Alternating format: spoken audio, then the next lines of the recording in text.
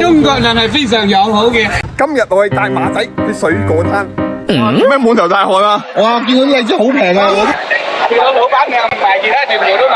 好平咗，點賣啊？我想問。唔使錢嘅，唔使錢嘅。點解唔使錢㗎？試兩隻唔使錢。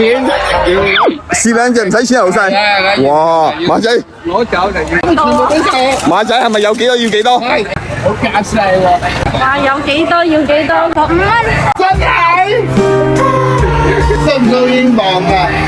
大佬可唔可以同我微信支付寶啊？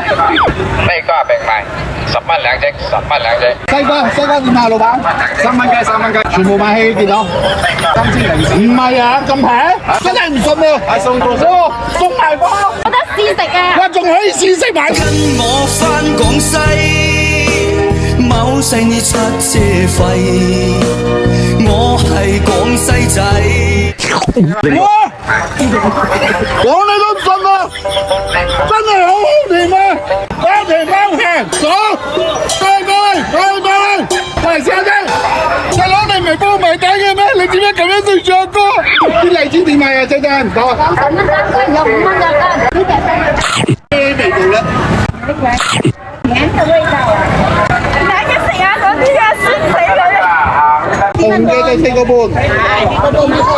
我而家思考緊食幾多錢好？隻紅嗰隻價唔多。每隻6蚊啊，呢度清嘅。好，你同我出轉單嘛？哇，我唔識你喎。風吹呀吹，我今晚又得 First blood. 追呀我日追夜追 Double kill. 我長命啊又百歲，飲啤酒都冇使 Triple kill.